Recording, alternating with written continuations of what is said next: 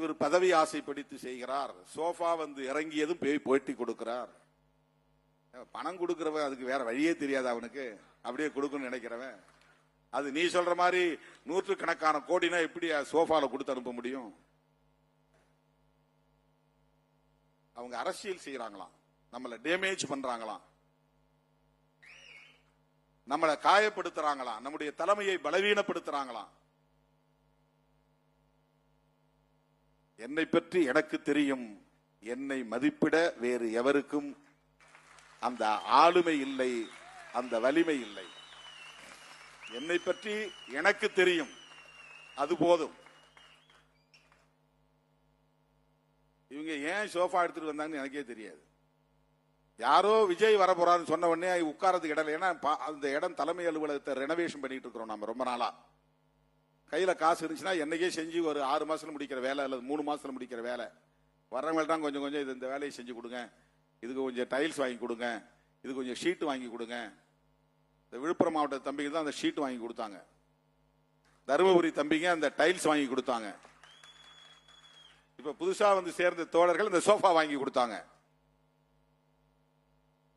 இப்படிதான் வந்து நாம செய்யறோம். அதனால இது 3 வருஷமா நீடிக்குது, இன்னும் அந்த வேலையை நடக்கல, முடியல. ஒரு தலைமை அலுவலகத்தை செஞ்சு முடிக்க முடியல. உடனே சோஃபா வந்து இறங்கிருச்சு. அதுக்கப்புறம் திருமாவளவன் வந்தார். அது ஒருத்தன் சொல்ற குற்றச்சாட்டு. இன்னொருத்த வந்து இல்ல இல்ல அவர் வந்து துணை முதலமைச்சருக்கு அங்க பார்கெயின் பண்ணிக்கிட்டு இருந்தாரு, அது வந்து முடியாதுன்னு சொன்னதுக்கு பிறகுதான் இங்க வந்திருக்கிறாரு. அப்புறம் வந்து பார்ட்டி ஃபண்ட் கேட்டு பிரச்சனை பண்ணிட்டு இருந்தாரு, அது நிறைவேறிச்சு போட்டிருக்கு, அதனால தான் வந்து ஆதரவு தெரிவிச்சாரு. இது ஒருத்தனுடைய குற்றச்சாட்டு. இன்னொரு பக்கம் திமுகவும் அதிமுகவும் சேர்ந்து இவரை முதலமைச்சராக்க போறாங்க, அதனால முதலமைச்சர் ஆகலாங்கிற கனவுல அவர் வெயிட் பண்ணிக்கிட்டு இருந்தாரு, அது முடியாதுன்ன பிறகுதான் இங்க வந்து ஆதரவு தெரிவிச்சாரு. என்ன நடந்தது நான் சொன்னா நிறைய வெளிப்படையா பேச வேண்டி வரும். அதை தடுத்தவனே திருமாவளவன் தான். இதை எவனும் இதுவரையில் பேசவில்லை, ஒரு ஆள் கூட பேசல. அவருக்கு அப்படி ஒரு வாய்ப்பு கிடைச்சது, அவர் நினைச்சிருந்தா வெயிட் பண்ணி அதை செஞ்சிருக்க முடியும், தமிழ்நாட்டு அரசியல் அப்படியே மாற்றி இருக்க முடியும், பெரிய ஜெர்க்க கொடுத்திருக்க முடியும், ஒரு அசைவை கொடுத்திருக்க முடியும். ஆனா அவரே அதை வேண்டான்னு சொல்லிட்டு போய் ஆதரவு கொடுக்கிறார் அப்படின்னு ஒரே ஒரு ஆள் கூட விவாதங்களில் பேசுகிறவர்கள் பேசவில்லை.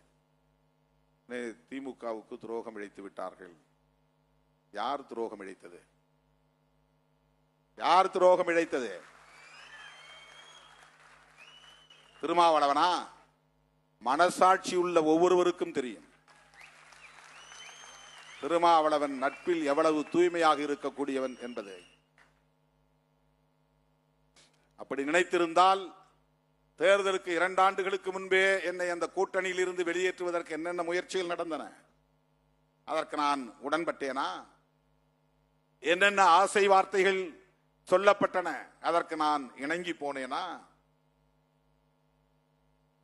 நானும் சேர்ந்து உருவாக்கிய கூட்டணி மதசார்பற்ற முற்போக்கு கூட்டணி, இதை பலவீனப்படுத்த ஒருபோதும் நான் இடம் தர மாட்டேன். இதைத்தான் என்னை அணுகியவரிடத்திலே நான் சொன்னேன். திருமாவளவன் வந்தால் அதிமுக பாஜக பக்கம் திரும்பாது. அதிமுக விசிக கூட்டணியை உறுதிப்படுத்த வேண்டும் என்று எத்தனையோ மீடியேட்டர்ஸ் இடையிலே இருப்பவர்கள் என்று பேசினார்கள்.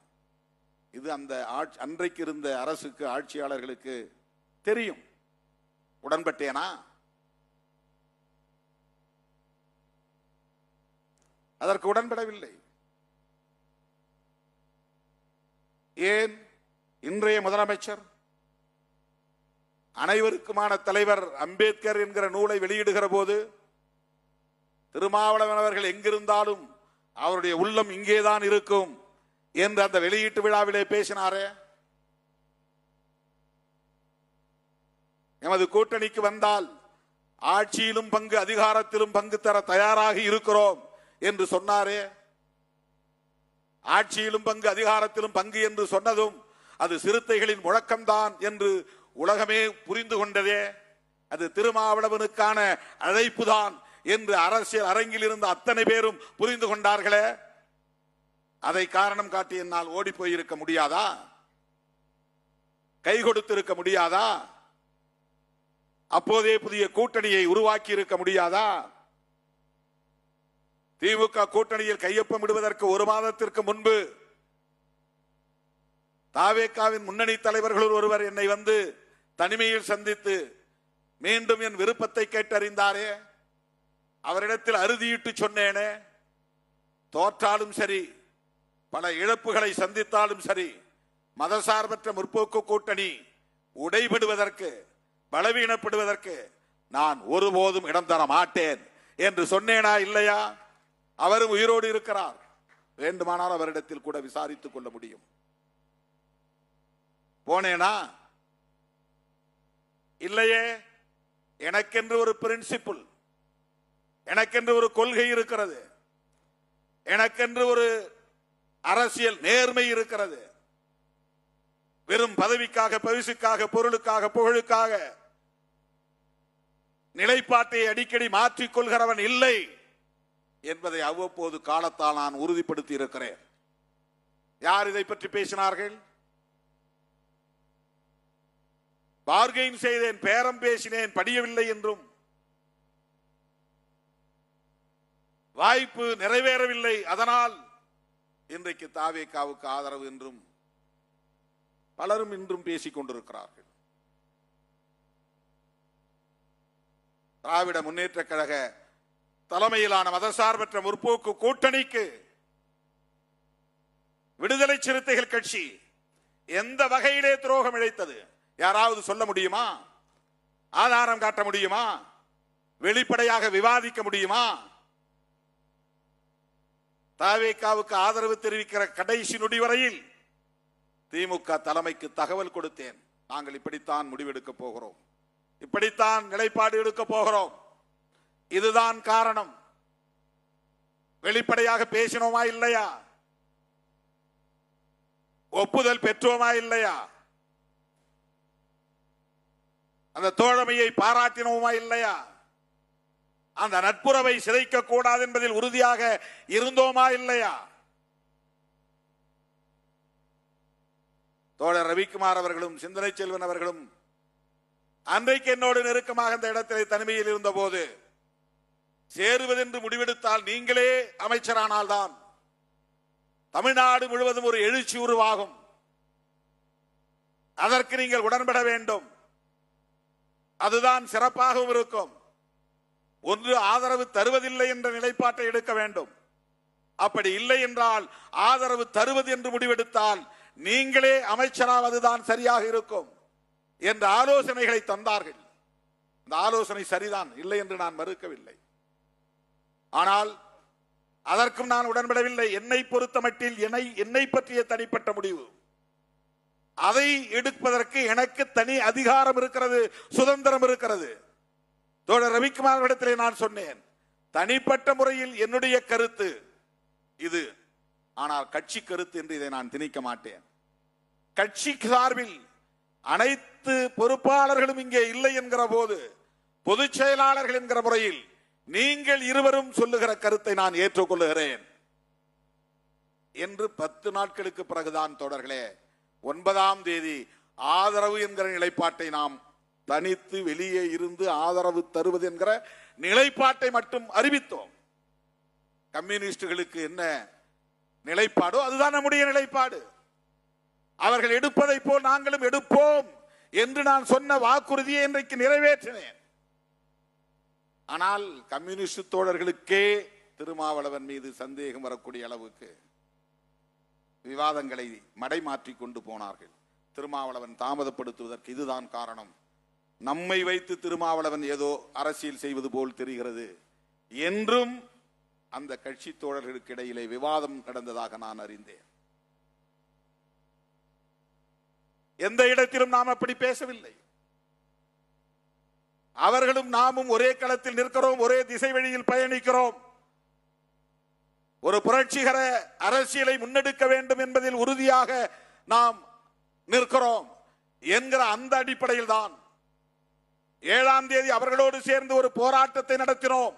அந்த அடிப்படையில் தான் நீங்கள் என்ன முடிவெடுக்கிறீர்களோ அதன்படி நாங்களும் எடுக்கிறோம் என்று தோழமையை உறுதிப்படுத்துவதற்காக நான் அந்த கருத்தை சொன்னேன். அந்த சொன்ன சொல்லை நான் காப்பாற்றினேனா இல்லையா? வாக்கு தவறினேனா? 9ஆம் தேதி ஆதரவு என்ற அறிவிப்பை செய்கிற போது அந்த பகல் வேளையில் என்ன நடந்தது என்பது எனக்கு தெரியாது. நான் சோசியல் மீடியா பார்க்கவில்லை, தொலைக்காட்சியை பார்க்கவில்லை. வெளியே என்ன நடக்கிறது என்று எனக்கு தெரியாது. ஏன் தலைமையகத்திற்கு பத்திரிகையாளர்கள் வந்தார்கள் எனக்கு தெரியாது. யாரும் அழைக்கவில்லை, அவர்களே தேடி வந்தார்கள்.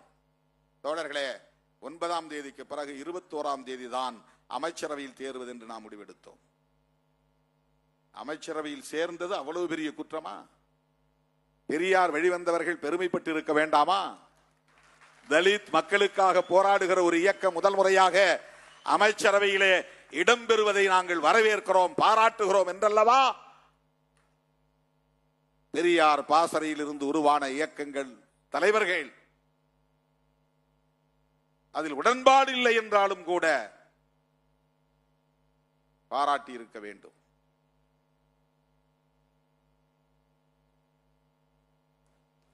அமைச்சரவையிலே இடம்பெற்றது, வன்னி அரசுவை நான் அறிவித்தது, இதையெல்லாம் வெவ்வேறு கோணங்களில் மடைமாற்றம் செய்து திரிபுவாதம் செய்யக்கூடியவர்கள் அந்த இடத்திலே திருமாவளவன் விரும்பி இருந்தால் அமைச்சராகி இருக்கலாம் அல்லவா? ஆனால் அவர் ஆகவில்லை. தம்மோடு நின்ற ஒரு தம்பியைத்தான் அமைச்சராக்கி இருக்கிறார். அதிலும் அவருடைய பெருந்தன்மை இருக்கிறது என்று யாராவது பேசியதுண்டா? அதை பாராட்டியதுண்டா? அதை சுட்டி காட்டியதுண்டா? அந்த வாய்ப்பை தான் பயன்படுத்திக் கொள்ள வேண்டும் என்றல்லவா திருமாவளவன் முனைந்திருக்க வேண்டும். ஆனால் அப்படி அவர் அதை செய்யவில்லை. மாறாக 30 ஆண்டு காலம் தம்மோடு களத்திலே நிற்கிற ஒரு தம்பிதான் அந்த இடத்தில் அமர வேண்டும் என்று ஆசைப்பட்டு அழைத்து கொண்டு போய் அந்த நாற்காலியில் அமர வைத்து விட்டு வந்தானே, அதுதான் திருமாவளவன் என்று யார் பேசினார்கள்? எத்தனை பேர் பேசினார்கள்? யார் சுட்டி காட்டினார்கள்? தோழர்களே, இதுவெல்லாம் உங்கள் சிந்தனைகளுக்காக நான் முன்வைக்கிற கருத்து. யாருக்காகவும் நான் விளக்கம் சொல்லவில்லை. ஏன் திருமாவளவன் அடிக்கடி விளக்கம் சொல்றார்? என் தோழர்களை தெளிவுபடுத்த வேண்டியது என்னுடைய பொறுப்பு. என் தலைமையின் மீது நம்பிக்கை வைத்திருப்பவர்களுக்கு விளக்கம் தர வேண்டியது என்னுடைய பொறுப்பு. இதில் எனக்கு எந்த ஈகோவும் கிடையாது. நான் பெரிய தலைவர், நான் யாருக்குன்னு விளக்கம் சொல்ல வேண்டிய அவசியம் இல்லை என்கிற அற்பத்தனமான ஒரு ஈகோயிஸ்ட் அல்ல நான். அப்படிப்பட்ட ஆள் இல்லை நான். அதற்கு விளக்கம் சொல்ல வேண்டிய பொறுப்பு எனக்கு இருக்கிறது. தோழர் வீரபாண்டியன் அவர்கள் சொன்னதை போல இங்கே பெரும்பான்மை இடங்களில் வெற்றி பெற்ற ஒரு தனிப்பெருங்கட்சியாக தாவேகா வந்திருக்கிறது. நமக்கு அதிலே மகிழ்ச்சி இல்லைதான். ஏனென்றால் நாம் திமுக கூட்டணியிலே போட்டியிட்டோம். எப்படி நாம் மகிழ்ச்சி அடைய முடியும்? இன்னும் சொல்ல போனால் தாவேகாவை நாம் விமர்சித்திருக்கிறோம். எப்படி நம்மால் போய் உடனே ஒட்டி கொள்ள முடியும்? பதவிக்காக எப்படி கட்டி புரண்டு உருள முடியும்? பதவிக்காக. RSS பெற்ற பிள்ளைகள் என்று நான் விமர்சித்து விட்டு, இல்லை இல்லை உங்களுக்கு நாங்கள் ஆதரவு தருகிறோம், எனக்கு துணை முதலமைச்சர் பதவி தாருங்கள் என்றா நாங்கள் பேசினோம், கெஞ்சினோம், வாதாடினோம், அதற்காக காத்திருந்தோம். இல்லை, நாங்கள் அப்படி பேசியது எங்களுக்கு இருந்த சந்தேகம். நேருக்கு நேர் அந்நிய அரசை அமைச்சர் நாற்காலியில் அமர வைத்த பிறகு நானும் தோழர் ரவிக்குமார் அவர்களும் சிந்தனை செல்வன் அவர்களும் 3 பேரும் அமர்ந்து முதலமைச்சரோடு பேசிக் கொண்டிருந்த போது நான் சொன்னேன், எனக்கு உங்கள் மீது தேர்தலுக்கு முன்பு இருந்த சந்தேகம் இது. ஆனால் நீங்கள் எடுத்திருக்கிற இந்த முடிவு எங்களை வியப்புக்குள் ஆழ்த்தி இருக்கிறது. நீங்கள் நினைத்திருந்தால் அதிமுக ஆதரவை பெற்று ஆட்சியை உடனே அமைத்திருக்க முடியும், அல்லது அதிமுக கூட்டணியில் உள்ள பிற கட்சிகளின் ஆதரவும் உங்களால் பெற்றிருக்க முடியும். ஆனால் மதசார்பற்ற சக்திகளாக களத்தில் மக்களால் அடையாளம் காணப்பட்டிருக்கிற எங்களை போன்றவர்களை நீங்கள் அழைத்து ஆதரவு கேட்டிருப்பது ஒரு துணிச்சலான முடிவு. ஆகவே நீங்கள் எடுத்திருக்கிற இந்த நிலைப்பாட்டை நாங்கள் அங்கீகரிக்க வேண்டியது எங்களுடைய பொறுப்பு. மத சார்பின்மையில் உங்களுக்கு ஒரு நம்பிக்கை இருப்பது எங்களுக்கு வெளிப்பட்டு இருக்கிறது. அது தேர்தலுக்கு முன்பு இருந்த சந்தேகம். இந்த நிலைப்பாடு அந்த சந்தேகத்தை போக்கி இருக்கிறது. எனவே ஆதரவு நல்குகிறோம். உறுதியாக இருப்போம். என்றைக்கும் தோழமைக்கு உண்மையாக இருப்போம். நட்புக்கு உறுதியாக இருப்போம். 5 ஆண்டுகள் வரையில் உங்கள் ஆட்சி தொடரும். அதற்கு நாங்கள் உற்ற துணை இருப்போம் என்று சொன்னேன். இதில் என்ன துரோகம் இருக்கிறது? பத்திரிகையாளர்கள் கேட்கிறார்கள், நீங்க திமுக கூட்டணியில் தான் இருக்கீங்களா இல்லையா? திராவிட முன்னேற்ற கழகத்தின் தலைமையிலான கூட்டணியில் விடுதலை சிறுத்தைகள் இல்லை என்று திமுக தலைமையே அறிவித்து விட்டது. நான் அறிவிக்கவில்லை. இதுவரையில் நான் அறிவிக்கவில்லை. தாவேகா கூட்டணியில் இருக்கிறோமா என்றும் நான் சொல்லவில்லை. அமைச்சரவையில் இருக்கிறோம். கூட்டணி பற்றிய பேச்சுவார்த்தை 1ஆம் தேதி நடந்ததில் பங்கேற்றிருக்கிறோம். இன்னும் அங்கே எந்த முடிவும் எடுக்கப்படவில்லை. அப்படி ஒரு கூட்டணி அமைந்தால் அதில் இடம்பெறுவோம். அதிலே எங்களுக்கு எந்த ஐயமும் இல்லை. இதை ஏன் இப்போது நான் சொல்லுகிறேன் என்றால், திராவிட முன்னேற்ற கழகத்தின் தலைவர்கள் அத்தனை பேரும் ஒன்று கூடி விடுதலை சிறுத்தைகளில் இருந்து ஒருவரை அழைத்து கட்சியிலே இணைத்த போதே திமுக தலைமையே சொல்லுகிறது, விடுதலை சிறுத்தைகளோடு எங்களுக்கு உறவில்லை என்று. நானா சொன்னேன்? விடுதலை சிறுத்தைகளோடு கூட்டணி இல்லை என்ற அறிவிப்பை செய்தது யார்? பெருமதிப்பிற்குரிய மேனாள் முதலமைச்சர் அண்ணன் முத்துவேல் கருணாநிதி ஸ்டாலின் அவர்கள்தான். எனது மதிப்புக்குரியவர். அவர் மீதான மதிப்பு என்றைக்கும் குறையாது. அது வேறு. பாஜகவில் இருக்கிற தலைவர்களுக்கே மிகுந்த மரியாதை கொடுக்கிறவன் திருமாவளவன். அவர்கள் கொள்கை, அவருடைய அரசியல் நமக்கு பகை, அவ்வளவுதான். தனிநபர்கள் யாரும் இல்லை. அக்கா தமிழிசை சவுந்தரராஜன் எங்கே வந்தாலும் தேடி போய் வணக்கம் சொல்லுகிறவன் நான். அண்ணன் பொன்னார் அவர்கள் வழியிலே பார்த்தாலும் வண்டியை நிறுத்திவிட்டு ஓடி போய் அவருக்கு கை கொடுக்கிறவன் திருமாவளவன்.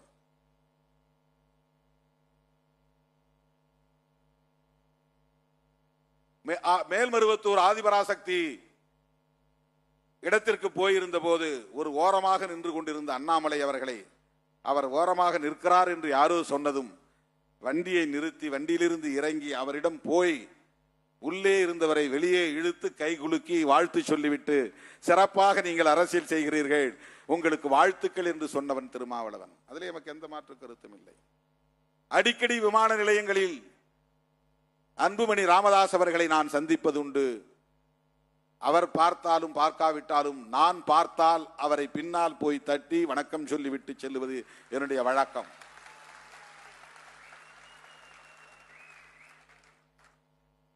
இது எனக்கு குருதியிலே கலந்த பண்பு, என் ரத்தத்தில் ஊறி போயிருக்கிற பண்பு. இது என்னுடைய பண்பு. தாய் தந்தையரிடமிருந்து நான் பெற்றுக்கொண்ட பண்பு இது. இதை நான் ஒருபோதும் மாற்றிக்கொள்ள முடியாது. ஆனால் மாண்புமிகு அண்ணன் மேனாள் முதலமைச்சர் முத்துவேல் கருணாநிதி ஸ்டாலின் அவர்கள் திராவிட முன்னேற்ற கழகத்திற்கும் விடுதலை சிறுத்தைகளுக்கும் இடையிலான அரசியல் உறவை இல்லை என்று அறிவித்திருக்கிறாரா இல்லையா? அந்த முடிவை அவர் எடுத்தாரா, நான் எடுத்தேனா? என் தம்பிகளுக்காக இதை நான் முன்வைக்கிறேன். என் உயிரின் உயிரான விடுதலை சிறுத்தைகளுக்காக, உங்களின் சிந்தனைகளுக்காக இதை நான் முன்வைக்கிறேன். யார் மீதும் எனக்கு எந்த காழ்ப்பும் கிடையாது. யார் மீதும் எனக்கு எந்த காழ்ப்பும் கிடையாது. அரசியல் என்பது முற்றிலும் வேறு. தனிநபர் உறவுகள் என்பது, நட்பு என்பது அரசியல் பகைமையோடு போட்டு குழப்பிக் கொள்ளக்கூடாது. இந்த கூட்டணியில் இருந்தால் அந்த கூட்டணியில் பேசக்கூடாது, அந்த கூட்டணியில் இருந்தால் இந்த கூட்டணியில் இருக்கிறவங்களோட பேசக்கூடாது. இது தமிழ்நாட்டில் மட்டும்தான் இருக்கிறது, வேறு எந்த மாநிலத்திலும் இல்லை. டெல்லியில கிடையாது. காங்கிரஸ்காரர்களும் பிஜேபி காரர்களும் நேருக்கு நேர் எதிரும் புதிருமாக கடுமையான வாதங்களை செய்து கொள்வார்கள். வெளியே லாபியில் வந்ததும் ஒருத்தர் கை குலுக்கி கொண்டு தோளில் கையை போட்டுக்கொண்டு அதை பற்றி விவாதிப்பார்கள். சென்ட்ரல் ஹால் மைய மண்டபத்திலே உட்கார்ந்து தோழமையோடு விவாதிப்பார்கள். யாரும் பயப்படுறதில்லை. வாஜ்பாய் பார்த்துட்டா என்ன பண்றதுன்னு யாரும் பயப்படுறதில்லை. மோடி பார்த்தா என்ன செய்வார் அப்படின்னு யாரும் பயப்படுறதில்லை. தேடி வந்து பேசுவாங்க. தமிழ்நாட்டில் மட்டும்தான் இந்த அரசியல். அதை உடைத்தவன் திருமாவளவன். திமுக கூட்டணியில் இருந்த போதே முதலாக அப்போல்லா மருத்துவமனையில் அனுமதிக்கப்பட்டிருந்த மேனாள் முதலமைச்சர், அன்றைய முதலமைச்சர் செல்வி ஜெயலலிதா அவர்களை போய் முதலில் பார்க்க போனவன் திருமாவளவன். அதை நான் உடைச்சேன். கூட்டணி இங்கதான் இருப்போம், அதனால என்ன இருக்கு, அதையே போய் பார்க்க கூடாது? பார்த்துட்டு வந்தாலும் திமுக கூட்டணி தான் இருப்போம். அண்ணன் எடப்பாடியாரை பார்த்தாலும் திமுக கூட்டணி தான் இருப்போம். யாரை பார்த்தாலும் திமுக கூட்டணியில் இருப்போம். ஏன்னா நாங்கள் எடுத்த நிலைப்பாட்டில் எங்களுக்கு ஒரு தெளிவு இருக்கிறது, உறுதிப்பாடு இருக்கிறது. அதுல எந்த ஊசலாட்டமும் கிடையாது, எந்த உள் நோக்கமும் கிடையாது, எந்த லாப நட்ட கணக்கும் கிடையாது. இன்றைக்கு தாவேகா கூட்டணியில் இருக்கிறதுனால நாம ஏதோ மழுப்பி பேசுறோமா? தம்பி யாரோ ஒருத்தன் வீடியோவை நான் பேசும்போது ஸ்பீக்கர்ல போட்டிருக்கிறான், அதை எவனோ ஒருத்தன் லைவ்ல போட்டிருக்கிறான். அது வெளியில ஒருத்தன் எடுத்து திருமாவளவன் அம்பலம் ஆகிட்டாருன்னு போடுறான். என்ன பேசுற? அதில் என்ன பேசுற? அங்க உடம்புல எந்த காயமும் இல்லை, எக்ஸ்டர்னல் இன்ஜுரிஸ் எதுவுமே இல்லை, வெட்டு இல்லை, குத்து இல்லை, காயம் இல்லை. கேங்கிங் 2 பேரும் தூக்குல தொங்குறாங்க. இதை போய் நீ திருநாட்டு தான் போடணும் அப்படின்னு எப்படி நீ வற்புறுத்த முடியும்? அது அந்த ஆட்சி இருந்தாலும் சரி, எந்த ஆட்சி இருந்தாலும் சரி. ஆனா ஒரு தலித் எந்த முறையில் பாதிக்கப்பட்டாலும் SC/ST ஆக்ட் போடணும். அது என்ன சங்கதியா இருந்தாலும், எந்த வழக்கா இருந்தாலும். தலித் அல்லாதவர்கள் அதில் சம்பந்தப்பட்டிருந்தா, ஒரே ஒரு ஆள் இருந்தா கூட SC/ST ஆக்ட் போடணும். அதை போட சொல்லலாம். பிராக்டிக்கலா தான் பேசணும். நாம எப்பவுமே நாம அதிகாரிகளுக்கு எதிராக தூண்டி விட்டது கிடையாது, எந்த சமூகத்துக்கு எதிராகவும் தூண்டி விட்டது கிடையாது. அங்க இருக்கிற தம்பிகளை கம்யூனிஸ்ட்ல வந்திருக்கிறாங்க, அவங்களோட கலந்து பேசுங்க, அவங்க என்ன சொல்றாங்கன்னு கேளுங்க, அவங்களோட சேர்ந்து முடிவெடுங்க அப்படிலாம் நம்ம பேசிட்டு, சிந்தனை செல்வன் பக்கத்தில் உட்காந்துருக்காரு, அவர்கிட்டையும் பேசுங்க அப்படின்னு கொடுத்து பேச வச்சு அவங்களுக்கு வழி காட்டணும். போஸ்ட்மார்ட்டம் பண்ணட்டும், அதை அனுமதிங்க. இது எல்லா வழக்குகளையும் நம்ம சொல்றதுதான். போஸ்ட்மார்ட்டம் பண்ணாம நீ எப்படி எவிடன்சஸ் எடுக்க முடியும்? அதுல நமக்கு நிறைய ஆதாரங்கள் கிடைக்கும். 100% அதிகாரிகள் மீது சந்தேகப்பட்டா, மருத்துவர் மீது சந்தேகப்பட்டா எதுவுமே செய்ய முடியாது. அப்ப போஸ்ட்மார்ட்டம் நடக்கணும். அதை முறைப்படி எப்படி பதிவு செய்யணும், அதுக்கான வழிமுறைகள் என்ன, எத்தனை டாக்டர் கொண்ட கமிட்டி அதில் இருக்கணும், எப்படி அதை வீடியோ பதிவு பண்ணணும். இறந்து போனவருடைய உறவினர்கள் போய் முதல்ல பாடியை ஓப்பனா பார்க்கும்போது, பேர் பாடியை பார்க்கும்போது உடல்ல எக்ஸ்டர்னல் இன்ஜுரிஸ் இருக்கான அவங்களும் பார்க்கலாம். அதை போய் பாருங்க. வெறுமனே தூக்கில தொங்குறான். அப்போ அடித்து தூக்கில் தொங்க வைக்கப்பட்டார்களா, உண்மையிலே அவர்களே தூக்கில் தொங்கினார்களா என்ற கேள்வி எழுகிறது. கொன்ற பிறகு தூக்கில மாற்றுறது இருக்குது. அப்போ அயாய்டு போன்கிறது கழுத்துல உடையாது, அப்படியே தான் இருக்கும். இவனா தூக்கு போட்டிருந்தானாக்க, தூக்கல் தொங்கின பிறகு ஆணா இருந்தா அவனுக்கு மோஷன் வெளியே போயிருக்கும், செமன் வெளியே வந்திருக்கும், நாக்கு வெளியே தொங்கி போயிருக்கும். ஏன்னா அவன் நாக்க கடிப்பான். என்னதான் அவன் தூக்கு போடுறதுக்கு அவனே முடிவெடுத்தாலும் கூட தப்பிக்கணுங்கன்னு அவன் உடம்பு, அவன் மைண்ட் போராடும். இதெல்லாம் சிம்டம்ஸ், இதெல்லாம் சைன்ஸ். இதெல்லாம் பார்க்கணும்னா போஸ்ட்மார்ட்டம் போகணும். எத்தனை மணி நேரத்துக்கு முன்னாடி இறந்த பாடி அப்படிங்கறத கண்டுபிடிச்சிருவான். ரிகர் மார்டிஸ் அப்படின்னு ஒன்று இருக்கு. உடம்பெல்லாம் விரைச்சுங்க, அப்படியே உடனே விரைக்காது. அது விரைச்சிருந்துச்சுன்னா இது இப்ப சாவுல இத்தனை மணி நேரத்துக்கு முன்னால சேர்த்திருக்கிறான் அப்படின்னு கண்டுபிடிச்சிட முடியும். கண்ணுடைய பீப்பிள், அந்த கரு விழி இருக்கு பாருங்க, அது ஒரு குறிப்பிட்ட நேரம் வரையிலும் அப்படியே இருக்கும். அதுக்கப்புறம் தான் அது டைலைட் ஆகும். அது டைலைட் ஆயிருக்கா, அப்படியே இருக்கா, அந்த காலத்தை வச்சு கண்டுபிடிப்பாங்க. இதெல்லாம் ஃபாரன்சிக் மெடிசின்ல இருக்கிற விஷயங்கள். இப்ப இதெல்லாம் பார்க்கணும்னு சொன்னாக்க போஸ்ட்மார்ட்டம் பண்ணணும். அவன் குடிச்சிருந்தா இறைப்பையில ஆல்கஹால் இருக்கும், ஆல்கஹால் இருக்கான்னு பார்ப்பாங்க. பாய்சன் இருக்கும், பாய்சன் இருக்கான்னு பார்ப்பாங்க. இதெல்லாம் ரூல்ட் அவுட் பண்ணணும். இவ்வளவும் செஞ்சாதான் நீ அதை மர்டராங்கிறத உறுதிப்படுத்த முடியும். அப்ப போஸ்ட்மார்ட்டமே பண்ண விட மாட்டேன் அப்படின்னா அது சரியான அணுகுமுறை கிடையாது. அது முரட்டுத்தனமான ஒரு அரசியல். இது இப்போ நான் போய் போஸ்ட்மார்ட்டம் பண்ணு அப்படின்னு சொன்னதை வச்சுக்கிட்டு நாம் ஏதோ பேரம் பேசுகிறோம், அதை பண்ணுறோம் இதை பண்ணுறேன்னு மீடியாவில் கேவலமாக எழுதுகிறாங்க. இந்த சோசியல் மீடியா பக்கம் போகாமல் இருந்தாலே நாம் உருப்பட்டு விடுவோம், கட்சி உருப்பட்டு விடும். ஏன்னா அங்கே எல்லாம் கழிசடைகள் தான் நிறைய இருக்கிறான். அற்பர்களும் பதர்களும் தான் அங்கே குவிந்து கிடக்கிறார்கள். நம்முடைய வளர்ச்சியை பிடிக்காதவர்கள் அங்கே அவதூறுகளை பரப்புகிறார்கள். எப்படா இவன் மட்டும் இவன் கூட வந்தவன் பூரா காலியா போயிட்டான், இவன் மட்டும் நிக்கிறானே. இந்தியா முழுக்க எல்லாரும் நாம சொல்லல, அவங்களா சொல்றான். எனக்கு அதுக்கப்புறம் தான் தெரியுது கிங் மேக்கர் திருமான்னு போடுறான். நானா போட சொன்னேன்? காலம் தீர்மானிக்கிறது. விஜய் தீர்மானிக்கல, நான் தீர்மானிக்கவில்லை, காலம் தீர்மானிக்கிறது. காங்கிரஸ் கடைசியா முடிவு பண்ணியிருந்தா காங்கிரஸ் தான் கிங் மேக்கர். அவங்க முதல் நாளே போயிட்டாங்க. நமக்கு பின்னால கம்யூனிஸ்டுகள் முடிவு பண்ணியிருந்தா அவங்க தான் கிங் மேக்கர். நமக்கு முன்னால அவங்க போயிட்டாங்க. நாடே எதிர்பார்த்து கொண்டு திருமாவளவன் என்ன முடிவு பண்ண போற? ஏன்னா இன்னும் தேவை 2 தான். Only 2 seats. 107 112 ஆச்சு, 112 116 ஆச்சு, 118க்குன்னு 2 தான் வேணும். இந்த 2 திருமாவளவன் கையில் இருக்கு. திருமாவளவன் எஸ்னார்னா பதவி ஏற்பு, இல்லைன்னா அப்புறம் அந்த 2 பேரை வேற எங்கேயாவது பிடிக்கணும், மறுபடியும் அதிமுக கூட்டணிக்கு போகணும். அது போகக்கூடாது. ஐயுஎம்ல பிடிக்கணும், இல்லைன்னா விசிகே பிடிக்கணும். ஐயுஎம்எல் 70 ஆண்டுகளா திமுக கூட்டணியில் இருக்கிறவங்க, அவ்வளவு சீக்கிரம் அவங்க வெளியே வரமாட்டாங்க.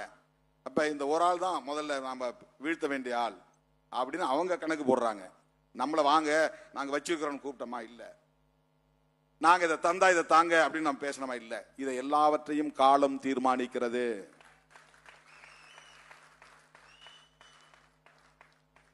எம்மை ஓரங்கட்ட பார்த்தாலும் ஒதுக்கி வைக்க பார்த்தாலும் விடுதலை சிறுத்தைகளே மையம் என்பதை தீர்மானிப்போம் என்று நாம் பல ஆண்டுகளுக்கு முன்பே மேடைகளில் முழங்கி இருக்கிறோம்.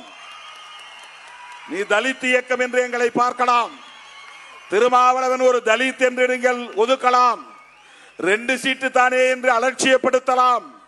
ஆனால் காலம் எங்கள் பக்கம். அதனால்தான் இதை திருமா காலம் என்று நாங்கள் சொல்லுகிறோம். இது ஆணவத்தோடு சொல்லவில்லை, அகந்தையோடு சொல்லவில்லை.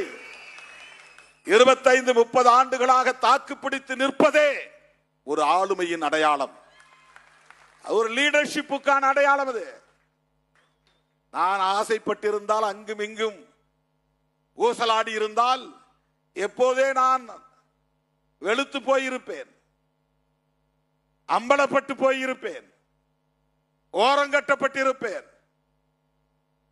ஆனால் வஞ்சகம் நிறைந்த, சூது சூழ்ச்சி நிறைந்த இந்த அரசியல் களத்தில் 25 ஆண்டு காலம் தேர்தல் அரசியல் களத்தில் தாக்குப்பிடித்து நிற்கிறோம் என்று சொன்னால் நம்முடைய அரசியல் உத்திகளும் அரசியல் நேர்மையும் தான் காரணம். ஆகவே காலம் இதை தீர்மானித்திருக்கிறது. தோழர்களே, ஏற்ற தாழ்வுகள் அரசியலில் எப்போதும் வழமையானதுதான், வெற்றி தோல்வி வழக்கமானதுதான். ஆனால் வெற்றி தோல்விகளை கண்டு முடிவெடுக்காமல் உண்மையிலேயே எந்த நோக்கத்திற்காக இயக்கத்தை நாம் உருவாக்கினோமோ அந்த நோக்கத்தில் நாம் உறுதியாக இருக்க வேண்டும். அதுதான் முதன்மையானது.